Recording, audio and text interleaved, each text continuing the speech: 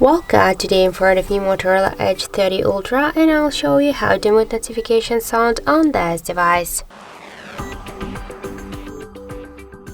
So first let's open the settings application and then tap on the sounds and vibration. After that you can see here notification volume panel, and just to mute your device notifications you should hold and swipe to the left side this dot, and that's it. Also we have the second way how we can do that. Just first we should press up or down volume button on the right side of your phone and then click here on these three dots. Now we can see here that the full volume panel section, and just to mute our notifications we should by the same way hold and swipe to the left side this blue dot and then just tap here to done, and that's it. So thank you for watching, and if you find this video helpful, don't forget to leave a like, comment and to subscribe our channel.